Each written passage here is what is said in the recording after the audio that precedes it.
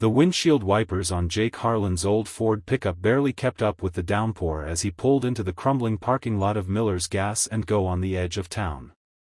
It was just past 7 on a freezing November evening, the kind of rain that felt personal, like the sky itself was grieving.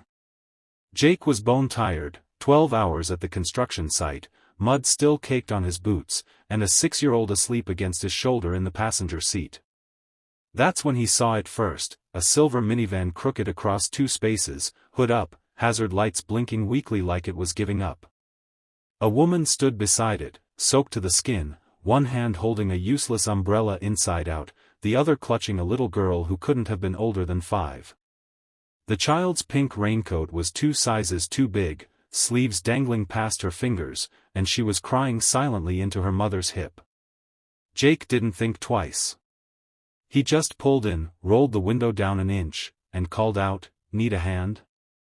The woman looked up, startled, rain streaking down her face. She was maybe 30, dark hair plastered to her cheeks, green eyes wide with exhaustion and something close to defeat. Yeah. It just died. I've got AAA coming, but they said an hour, maybe 2. Jake glanced at his own daughter, Mia, still out cold, thumb in mouth, seatbelt cutting across her unicorn pajamas. Then he looked back at the little girl in pink who was now staring at him like he dropped out of the sky. "I'm a mechanic on the side," he lied smoothly. He wasn't licensed anymore, not since the accident that took Sarah 3 years ago, but he could still fix anything with 4 wheels. "Got tools in the back. Let me take a look. Least I can do on a night like this." The woman hesitated, then nodded, too tired to argue. "I'm Lily Carter. This is Ava." "Jake Harlan," he said, climbing out into the storm. "And that sleepyhead in my truck is Mia." He popped the minivan's hood. Alternator belt shredded, battery stone dead, water everywhere it shouldn't be. 30 minutes, tops, if he had the parts. He did, miracle of miracles, in the toolbox he never emptied after Sarah died. Some habits you just keep. While Jake worked, Lily hovered, trying to keep Ava dry under the useless umbrella. Ava, though, had other plans. She slipped away from her mom, toddled right up to Jake, and tugged on his muddy jeans. "You're fixing our car," she whispered, awed. "Trying to, kiddo." She studied him with solemn hazel eyes. "Are you married?" Jake's wrench paused mid-turn. The question hit like a slap. He forced a smile. "Not anymore, sweetheart." Ava nodded like that made perfect sense. Then, in the smallest, clearest voice, she said, "Good. Because my mommy is very pretty and very kind and she makes the best chocolate chip pancakes, and she's lonely. You should marry her." Lily gasped from 10 feet away. Ava Grace Carter. But Ava wasn't done. She cupped her hands around her mouth and stage whispered, "She likes daisies and old country music and she cries when she thinks I'm asleep. Please marry her so she stops crying." Jake's heart cracked clean in 2. He looked over at Lily, whose face had gone scarlet even in the cold. She mouthed, "I'm so sorry," and tried to scoop Ava up, but the little girl wriggled free and wrapped her arms around Jake's leg like a barnacle. Jake crouched down, rain dripping off his ball cap. "That's a real generous offer, Miss Ava. But mommies and daddies gotta fall in love first. Takes time." Ava considered this, lower lip jutting out. "How much time?" He laughed, first real laugh in months. "More than 30 minutes, I'm afraid." But Ava just tightened her grip. "I'll wait." By the time the minivan coughed back to life, all 3 adults, well, 2 adults and 1 determined 5-year-old, were soaked through. Jake refused Lily's offer of $20, buy the kid some hot chocolate instead, and gave her his number, in case it acts up again. He didn't expect her to use it. She texted the very next morning. "Lily, Ava won't stop talking about the man who fixed our car and has a little girl just like me. Thank you again. We owe you pancakes someday." Jake stared at the message for 10 full minutes before typing back, "I never turned down pancakes." That was the beginning. Over the next 4 months, the universe seemed to conspire. Ava's daycare flooded. Lily needed someone to watch her for an afternoon. Jake volunteered. Mia and Ava became instant best friends, inseparable within an hour. Then Mia's school closed for fumigation. Lily returned the favor. Then Ava got chicken pox. Mia had already had it, so both girls quarantined together at Jake's little house on Maple Street, turning his living room into a blanket fort kingdom while Lily and Jake took shifts bringing popsicles and watching Frozen on repeat. Slowly, carefully, two broken families started stitching themselves into something new. Jake learned that Lily's husband had walked out when Ava was 6 months old, leaving nothing but debt and a goodbye note. She'd been raising Ava alone ever since, working double shifts as a nurse, coming home to a silent apartment that smelled like antiseptic and loneliness.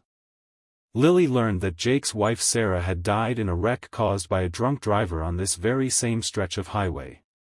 That he'd sold his garage, stopped fixing anything for anyone except himself and Mia, because every engine sound reminded him of the one he couldn't save. But with the girls as their fearless generals, the adults had no choice but to keep showing up. One Friday in March, Jake got a call at 2 a.m. "Lily, I'm so sorry to bother you. Ava's fever is 104 and the pediatrician's office is closed till morning. I don't know what to do." He was there in 12 minutes, Mia still asleep in her car seat. He carried Ava to his truck wrapped in 3 blankets, drove them to the ER himself, held Lily's hand while they waited for blood work, told dumb jokes until Ava giggled through her tears. When the doctor finally said it was just a nasty virus and sent them home with popsicles and Tylenol, Lily looked at Jake across the hospital bed where both little girls were now asleep, tangled together like puppies. "I don't know how to thank you," she whispered. Jake shrugged, throat thick. "You already did. You let me feel useful again." That was the night he almost kissed her. Almost. He stopped himself because it felt too big, too soon, because Ava's words from the gas station still echoed in his head, because he was terrified of breaking something beautiful before it even started. Spring turned to summer. The girls finished kindergarten together. Jake rebuilt the treehouse in his backyard so it could hold 4 instead of 2. Lily started leaving her nurse scrubs in his dryer. He started keeping Daisy's coffee creamer in his fridge without thinking about it. And still, he waited. Until the night of the 4th of July. The town did fireworks over the lake every year. Jake packed a picnic, loaded both girls into the truck, and drove out to the same spot he and Sarah used to take Sarah. He hadn't been back since the accident.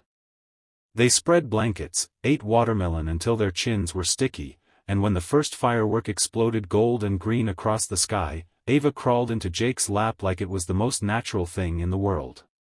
Mia took Lily's hand. "Mommy Lily, sit with us." Lily's eyes filled, but she sat. Halfway through the show, Ava tugged Jake's sleeve. "Remember when I asked you to marry my mommy?" Jake's heart stopped. "I remember." She looked up at the sky, then back at him, deadly serious. "The fireworks are pretty. But they don't last very long. You should ask her now, before the pretty part is over." From the mouths of babes. Jake looked at Lily. Lily looked at Jake. Both of them had tears running down their faces, lit up red, then blue, then gold by the explosions overhead. He reached into his pocket, had been carrying it for weeks like a coward, and pulled out a simple white gold ring with a single daisy etched into the band.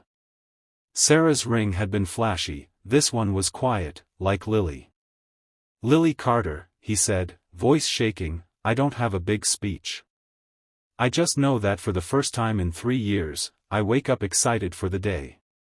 Because of you. Because of this fearless little general in my lap who decided a rainy night in a parking lot was fate. I love you. I love your daughter like she's my own. And if you'll let me, I'd like to love you both out loud for the rest of my life. Will you marry me? Ava squealed so loud half the lake turned to look. Lily couldn't speak. She just nodded, over and over, until Jake slipped the ring on her finger and kissed her while the sky burned bright above them and two little girls cheered like they'd planned the whole thing. Which, of course, they had. A year later, on a warm September afternoon, Jake stood at the end of a daisy-lined aisle in his own backyard and watched Lily walk toward him in a simple white dress, Ava skipping ahead throwing petals with Mia, both of them in matching pale yellow dresses and cowboy boots. When the minister said, "You may kiss the bride," Ava yelled, "Finally," and everyone laughed through happy tears. Later, at the reception under string lights, Jake slow-danced with his new wife while the girls ran wild with sparklers. Lily rested her head on his chest. "I still can't believe a broken alternator brought me here." Jake kissed her hair. "Wasn't the alternator, babe. It was a brave little girl in a pink raincoat who looked at a stranger and decided he needed a family." From across the yard, Ava caught his eye, raised her sparkler like a toast, and mouthed, "Told you so." Jake laughed, pulled Lily closer, and whispered, "Yeah, kiddo. You did." And somewhere, in whatever place love goes when it leaves us too soon, Sarah smiled. Because some stories aren't about replacing what was lost. They're about making room for twice the love. If this story touched your heart the way it touched mine while writing it, if it reminded you that second chances show up in gas station parking lots wearing inside-out umbrellas and two big raincoats, then do me a favor. Hit that like button. Share it with someone who needs to remember that love finds us when we're not looking. And if you're not subscribed yet, click that red button, because I've got a feeling there are a lot more stories like this waiting to be told. We're just getting started. See you in the next one, family.